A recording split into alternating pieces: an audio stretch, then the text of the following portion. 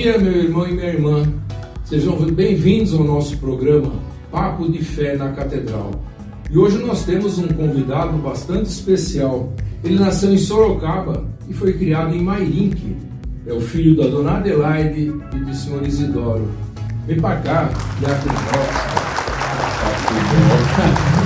Prazer tê-lo aqui. Boa vontade. E também temos a participação especial do nosso vigário, o querido Padre Rodrigo. Prazer em recebê-lo. Rodrigo, Padre. Obrigado. Muito bem. Então, sobre não é os asquense, né? Não sou os asquense, seu doutor Adilvaldo. Nasceu em Sorocaba. Sorocaba. Foi no ano de 90? 90. Porque para quem é daquela região do interior, ou você vai para Sorocaba ou vai para Itu, digamos que Mairinque estava se reestruturando ainda.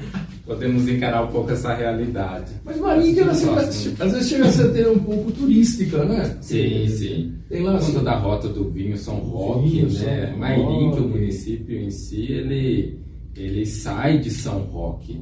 E depois Alumínio sai de Mairinque por conta da Companhia Brasileira de Alumínio, né? Então, a CBA que se encontra lá naquela região toda.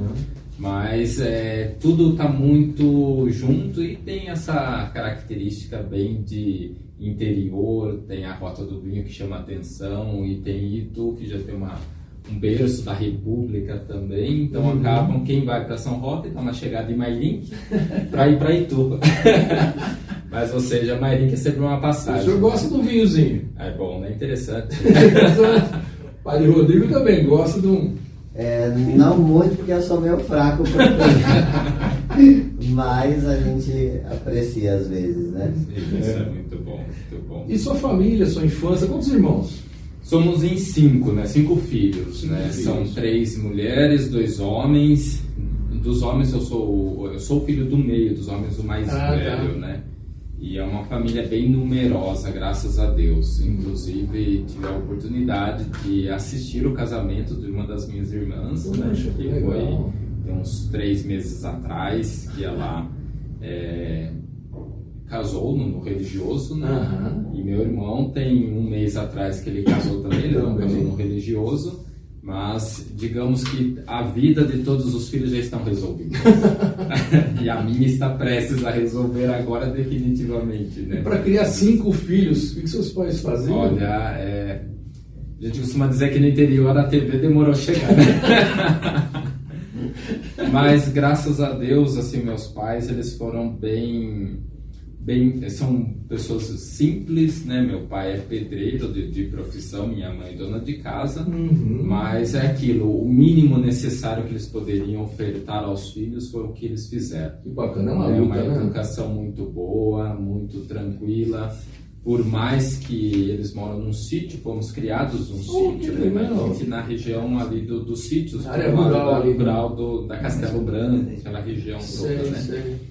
Então era uma coisa bem assim, de buscar viver mesmo, ser alimentados, ser criados, educados naquela realidade, então com o mínimo necessário para que a pessoa pudesse, de fato, depois escolher seu destino. Eles sempre motivaram, nunca puderam dar esse suporte, louvado seja Deus por não ter dado, porque quando você é motivado a correr atrás das coisas, você valoriza. Dá valor, né? Dá valor. E seus hobbies? Vive só dentro da igreja, né? Não. A igreja é recente para mim, digamos assim. É recente, graças a Deus, né, também, por tudo isso. Mas eu gosto de praticar um esporte, eu sou um pouco esportista, eu gosto de uma bicicleta para pedalar. Talvez o pessoal, quando tivemos o primeiro leilão... No primeiro leilão quase que o senhor saiu daqui. Quase. O ruim é que a gente está no 6º andar, né, corre um risco. Mas uma bicicleta é gostoso, jogar um vôlei é bom também, gosto, já tive a oportunidade de jogar com alguns aqui da Catedral mesmo. Então, quando tem um convite, tem uma agenda, a gente consegue conciliar, né, a vida espiritual também com essa dinâmica corporal um pouco atleta. Não vou falar que sou atleta, porque senão vão querer me contratar já. E cozinhar, gosta de cozinhar? Não, contemplo quem cozinha. É? Eu aprecio, vou pra degustação, a gente vai assim, tudo. Mas Vai cozinhar, dizer que não. só café, você sabe fazer? Café sim, Ah, café bom, eu me arrisquei especialista. por conta de uma necessidade, né? Mas eu vou na casa de vocês também para tomar o café, pode ter certeza que vocês preparam o prato e degustam e falam que tá ótimo. Do que qual prato você só mais aprecia? Olha, não tem um melhor, eu gosto muito de frango, por exemplo. Né? Frango, para mim, é um prato assim que qualquer coisa que tenha frango vai bem. Te agrada. Então, me agrada muito o paladar. Mas não Diferente tem... de mim. O Eu padrão não gosto Rodrigo de já... frango. Não gosta de frango? Não gosto. E as refeições a gente faz junto, É. né? Praticamente, a gente faz junto. Então, Então, aí tá- nós temos um acordo. Hoje é frango, não, hoje é peixe, então tudo bem. E assim vai. E cinema, o senhor gosta? Gosto. A gente fala Gosto de cinema, hoje em dia a gente vê em casa, né? Em casa, tudo. Tem Mas eu algum- gosto, mas assim, para nós do interior, por exemplo, eu fui conhecer um cinema em 2012. Para assistir aquele filme 2012, que era da catástrofe, lá, da questão Isso, do aquecimento global, tudo, né? Foi muito engraçado. A primeira vez que eu fui no cinema, 2012, eu estava com 22 anos. Né? Então é bem recente, digamos assim, por conta que era tudo muito longe. Mairink não tem cinema. Não tem, né? Não tem cinema. Então, ou você vai para Sorocaba, que está mais próximo ali, ou para a cidade de Itu, a cidade vizinha. Que tá ali. Então, pra gente, assim, no tempo oportuno a gente vai conhecendo, né, essas coisas. E uma coisa, assim, que eu tinha comigo, um apreço, era... Eu gosto muito dessas questões, assim, de ópera, de cultura, essas coisas, eu acho, me atrai, né? Não sei porquê, não sei dessa referência, porque no interior... Mas eu tinha comigo essa proposta, digamos assim, de... Antes de morrer, fazer 3 coisas nessa dinâmica cultural. Primeiro, assistir Andrea Bocelli, né? Eu não sou do Andrea Bocelli, porque eu gostava de ouvir as músicas dele e isso era bacana, né? Relaxa, faz com que você fica quase zen. Andrea Bocelli ou o Cirque du Soleil, inclusive, eles estão em São Paulo agora, né? Muito bom, assim, eu assisti os vídeos e falei, nossa, que interessante o negócio. E o André Rieu, o francês também, nessa questão de ópera, né? 2 deles eu consegui, agora eu tô com medo do outro conseguir eu morrer. Melhor esperar. Ela então. fez a proposta antes de morrer, né? Agora você tá aguardando André Rieu vir pro Brasil.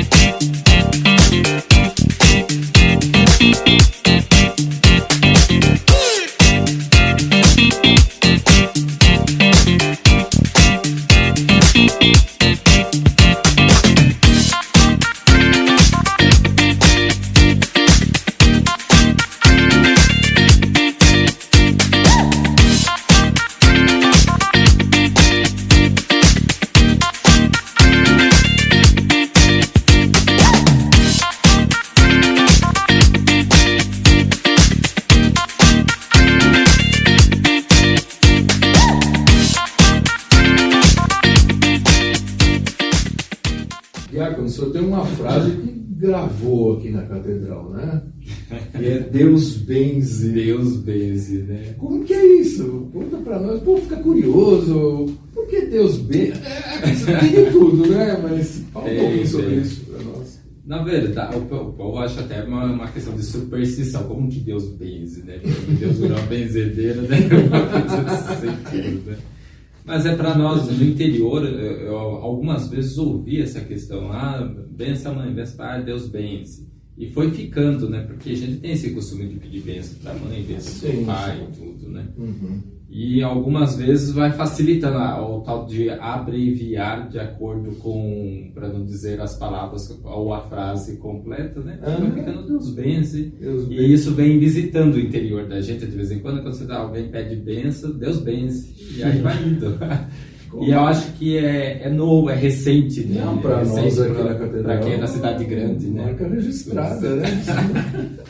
Deus benze e foi ficando, e Deus benze, né? Deus benze você que está assistindo também o nosso Papo de Fé na Catedral, e Deus benze, né? Deus benze. Mas vamos falar um pouquinho do seu diaconato, né? Se o senhor não fosse, caminhasse nessa vida religiosa, o que o senhor gostaria de fazer? Na verdade eu fiz, graças a Deus, né? A minha dinâmica, o projeto de vida, posso dizer assim, até entra uma questão vocacional, que é um pouco a temática desse nosso encontro, né? Eu costumo dizer que Deus não me chamou, Ele gritou comigo. Ele meio que gritou, porque depois que eu terminei o ensino médio, eu tinha muito forte comigo a questão da educação, né?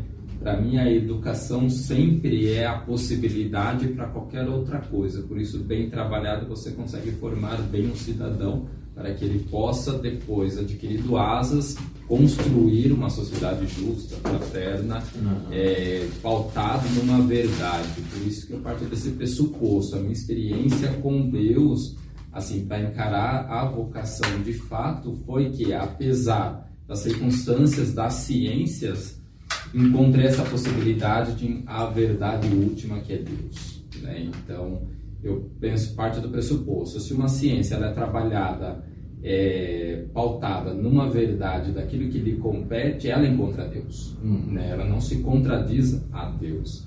E foi nessa experiência que fui tendo, e a área da educação foi muito forte para mim. Tanto que em 2007 eu terminei o ensino médio, em 2008 já entrei para uma faculdade. Já estava saindo do ensino médio, comecei a trabalhar, meus pais não tinham condições de bancar uma faculdade, então eu comecei e me formei em 2010 em matemática, vai ver. Matemática, foi a minha primeira graduação, que em 2010, na cidade de Itu, inclusive, me formei no Centro Universitário Nossa Senhora do Patrocínio, né, que é um colégio, faculdade. Hoje ela tem a sede em Salto, né, Salto de Itu. Quem é de Salto não gosta que fala de Salto de Itu, por conta que eles falam assim, nós somos Salto independente. Existe Salto de Pirapora, que é Sorocaba. Salto de Itu é naquela proximidade. Mas Itu cedia um polo do CEUNSP, que eu fiz matemática lá, né? E foi nessas experiências, fui funcionário público no município de Mairinque, na área da educação também, e depois eu trabalhava à noite na escola e durante o dia eu trabalhava numa loja de materiais de construção. Então conciliava tudo isso, essa dinâmica, né? Depois da faculdade de matemática, o senhor fez faculdade de teologia, filosofia? Não, aí antes ainda eu fiz um MBA em logística e produção, por conta dessa loja de materiais de construção na cidade de Itu, que trabalhava durante o dia também. Então aí eles pediram para fazer alguma coisa relacionada àquilo, já que eu tinha uma aptidão para estudar. Foi quando eu fui encarando essa realidade e trabalhei por 4 anos na rede, 4 anos nessa loja. Foi quando Santa Catarina, hoje paróquia, começou a ser a área pastoral. Isso foi em 2012 que começou a área Santa Catarina, o Padre Sérgio da Cruz. E nesse período, então, você começa a estruturar tudo, ainda domicília, numa visita pastoral, que ele elevou, digamos assim, a realidade a uma área pastoral. Então necessitava de integrantes para compor pastoralmente a paróquia. E eu era catequista nessa época. Então foi quando começou toda uma caminhada, uma experiência. Aí que despertou para o senhor. Despertou, Mas despertou por um propósito não que eu quis, assim, aparentemente, né? Foi quando tinha moto, né, para andar para todos os lados. E um dos rapazes lá, jovem da paróquia, quis fazer um encontro vocacional. Só que ele não tinha como vir para Osasco, porque os nossos encontros são feitos aqui na cidade, né? E aí o Padre Sérgio perguntou se eu tinha disponibilidade de trazer um menino para fazer um encontro. Por quanto? De domingo, geralmente, eu estou mais tranquilo, porque trabalho durante a semana, sábado a catequese, porque lá tudo resolve no sábado, né? No domingo nada funciona. Nem missa direito funciona no domingo lá, mas sábado era o nosso preceito, digamos assim, né? E os senhores têm algum santo ou santa de devoção? Tenho Santa Filomena. Santa Filomena, propriamente Santa Catarina também, que é da minha de origem. Santa Catarina é tida como a patrona dos filósofos, né? pelo conhecimento. E Santa Filomena foi uma experiência, a gente costuma dizer que não é nós que escolhemos os santos que nos escolhem. Então foi uma experiência, primeiro, digamos, na caminhada, quando eu ingressei de fato para o seminário, que eu recebi um encarte de Santa Filomena, falei assim, interessante. Né? Foi se aprofundar, vou conhecer. Isso, é. Então tenho ela muito assim, presente no meu ministério também. Depois fui descobrindo que outros santos, né, São João Maria Vianney propriamente também, era devoto de Santa Filomena, né, tantos outros santos, né, na Bíblia. É interessante quando o senhor coloca essa questão de uma formação anterior à vocação sacerdotal, porque muitas vezes o jovem, ele olha para nós e expõe um sonho, por exemplo, eu quero ser um advogado, quero ser um professor, quero ser um médico, e como se isso fosse um impedimento para depois se tornar um sacerdote. E é interessante o senhor colocar isso, porque não é, né? Por exemplo, a sua experiência com a matemática dentro do contexto de igreja hoje te ajuda a exercer na igreja uma outra função, que também é importante. Né? Então, tudo aquilo que nós ganhamos como conhecimento é algo que ninguém tira de nós, né? Mas, de fato, contribui para que a gente possa servir melhor. Né? Então, eu acho essa colocação do senhor muito importante, né? Que muitas vezes as pessoas até pensam, eu já sou um pouco mais velho, então não. As experiências que nós vamos carregando também nos ajudam na nossa vivência vocacional, né? Entrei pro seminário com 24 anos, era tido como uma vocação quase tardia, né? Quase tardia, mas como se fosse muito velho, né? Obrigado, 18 anos. Mas é muito, muito interessante porque quando a gente começa a caminhada vocacional, o ECC ajuda a gente numa dessas questões de o encontro de casais com Cristo, quando eles vão fazer os encontros para darem testemunho da caminhada vocacional. E quando eu entrei no propedêutico em 2014, inclusive morei na Catedral Santo Antônio em 2014, que o nosso propedêutico era aqui, né? Era aqui naquele período. E as pessoas já começavam a convidar para dar o testemunho vocacional. Mas eu não tenho o que falar. Não tive uma experiência extraordinária de Deus, Nossa Senhora ligou em casa, não viu anjo, mandou um WhatsApp. Isso, não teve, eu achava muito estranho. O problema é comigo. O problema é comigo, não estou me abrindo a Deus. Como se fosse isso, mas essa experiência extraordinária é quando a gente vai percebendo que Deus é uma presença, né? E essa presença ela vai sendo experimentada a partir do momento que você vai se permitindo a essa experiência de Deus. Então, quando hoje eu olho para o meu passado, eu falo assim, louvado seja Deus, né? Pelas coisas boas e ruins que aconteceram, porque as boas fazem com que a gente possa alimentar e dar continuidade e progredir mais ainda. As ruins servem de lição, né? Tudo serve de lição para aprender, né? E isso é a nossa vida, né? A nossa vai se construindo pautada nessa graça. E agora pelo diaconato, né?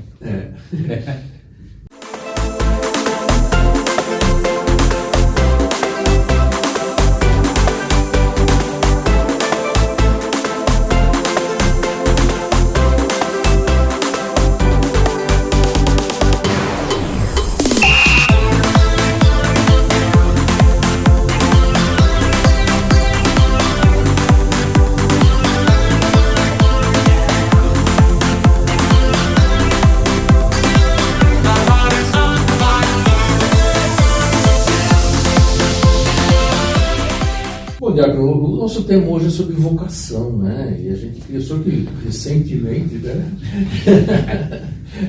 Passou por isso, né? E quais são os primeiros passos daquela pessoa que se sente tocada por Deus e o que ela tem que fazer? Porque a gente conhece, às vezes, pessoas às vezes nos procuram até, e meu filho, né?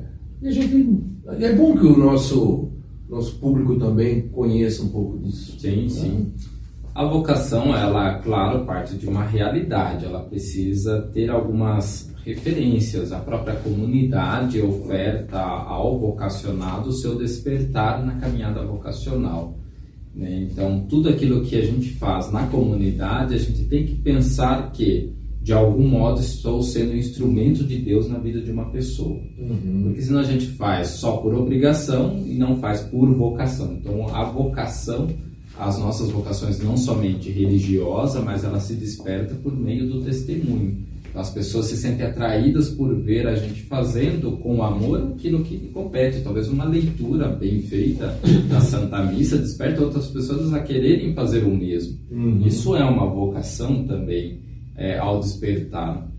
E também não é diferente para um vocacionado, né? A minha experiência mesmo, de fato, emanou da comunidade, né? Daquela realidade, das dificuldades da própria comunidade, a ponto de você questionar, né? Então, esse questionamento, digamos que já é o grito de Deus, né? No caso da minha vida, para esse encontro, aprofundar mais ainda, que vai ser as fases do seminário. Então, para quem vai assumir uma caminhada vocacional na vida religiosa, de fato, ela é submetida por um processo. Tá. Um processo, não basta somente eu querer, eu me coloco à disposição para que a igreja, a partir dos reitores, tudo da formação, possa de fato ir trazendo bagagens, condições para que eu possa ir me confrontando e trabalhando tudo aquilo para compreender o chamado de Deus na minha vida.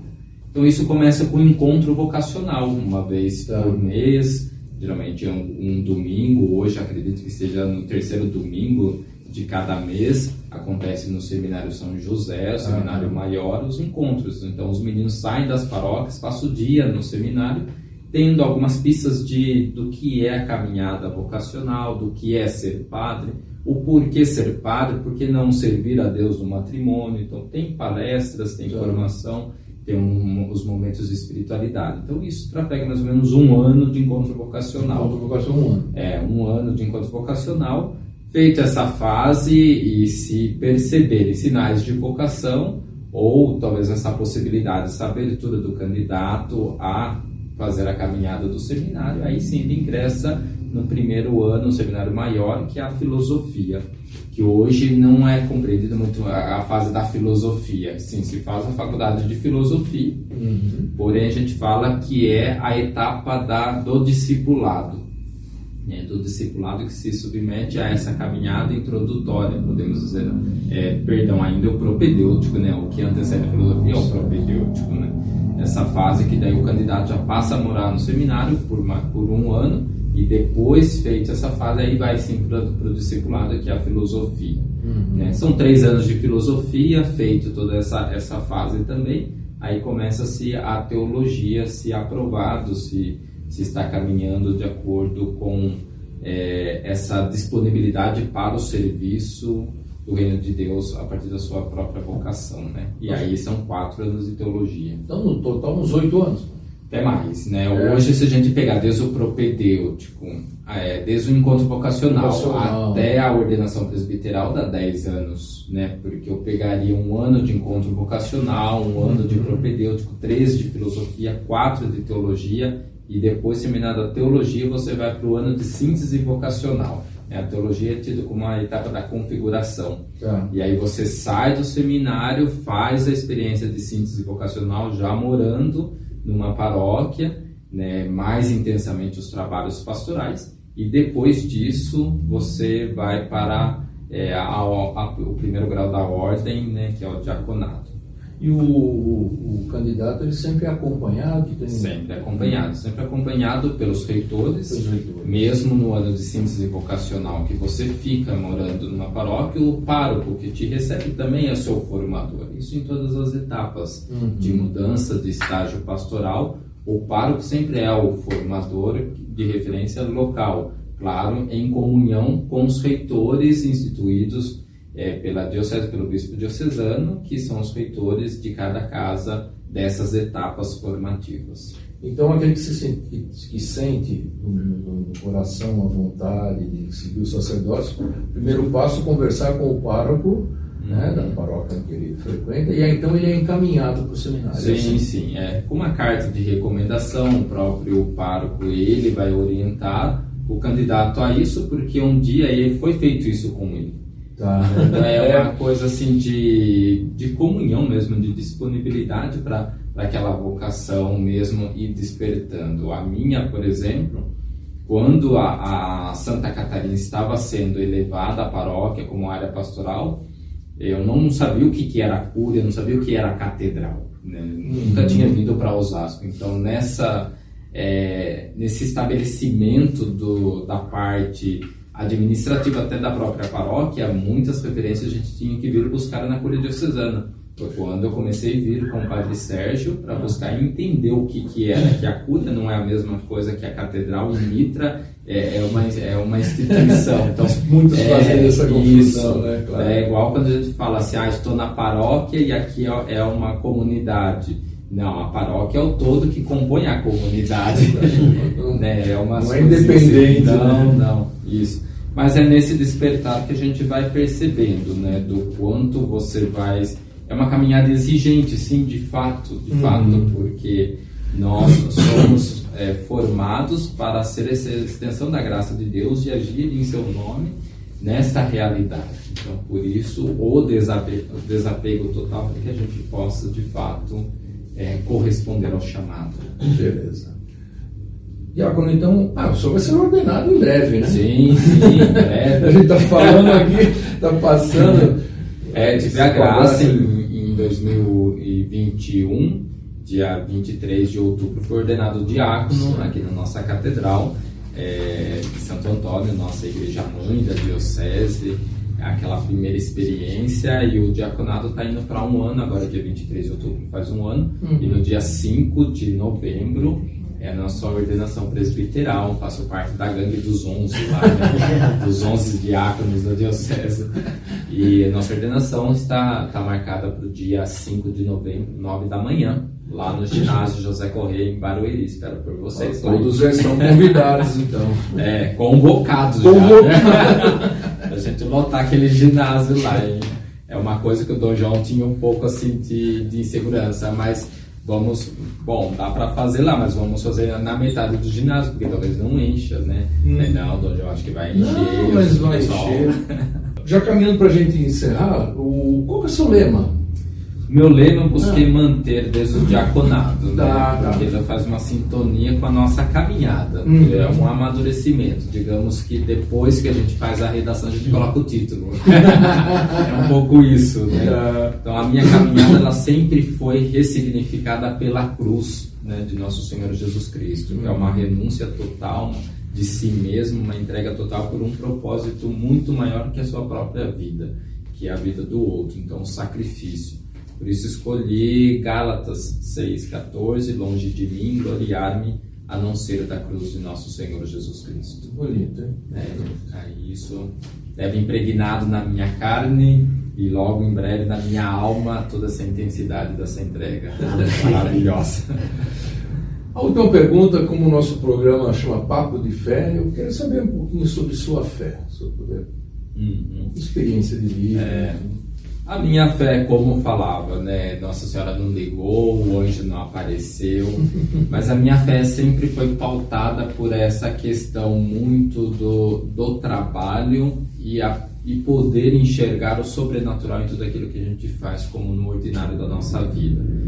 Isso tem me alimentado, e na caminhada vocacional eu achava que era mais um problema da minha parte por não ficar intensamente numa vida de oração, mas em todo momento da minha vida fazer dela uma oração, um serviço agradável a Deus.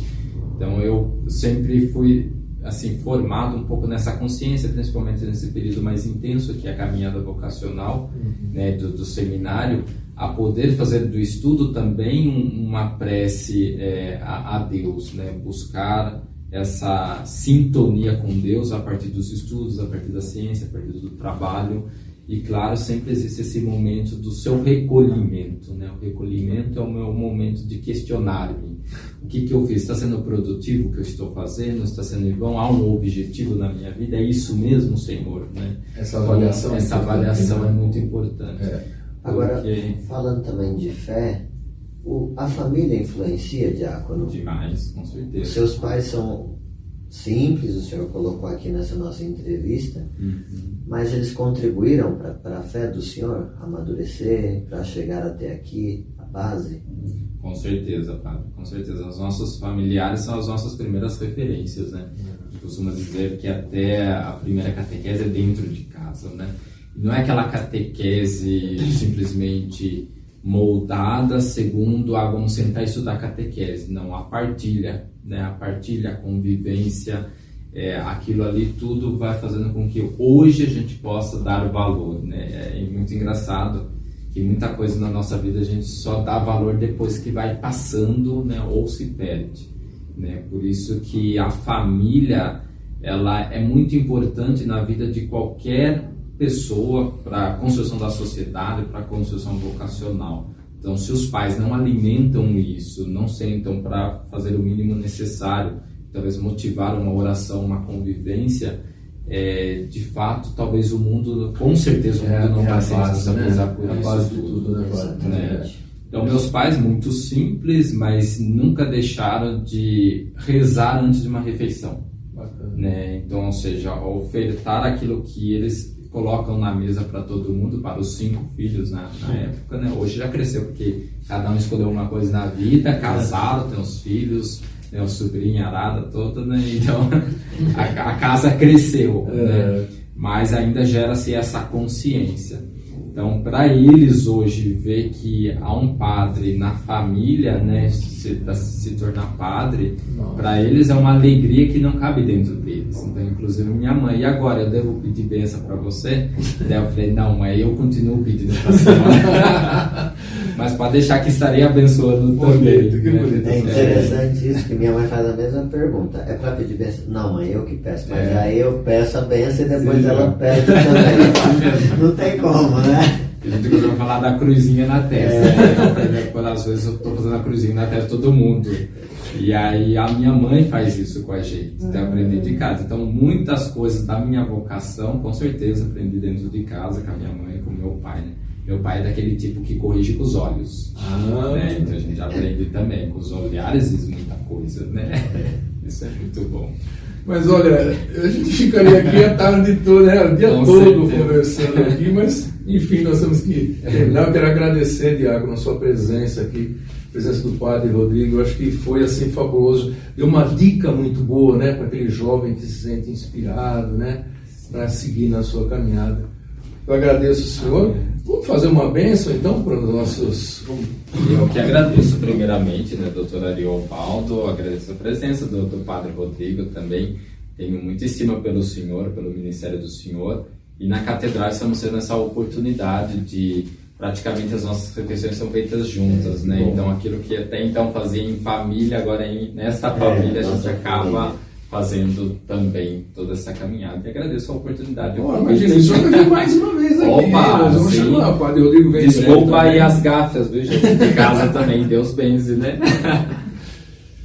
O Senhor esteja convosco. Ele está no meio de nós. Pela intercessão de Nossa Senhora e de Santo Antônio, nosso padroeiro, abençoe-vos o Deus Todo-Poderoso, Pai, Filho e Espírito Santo. Amém. Glorificar o Senhor com vossas vidas. Permaneçam em paz e o Senhor vos acompanhe. Graças a Deus.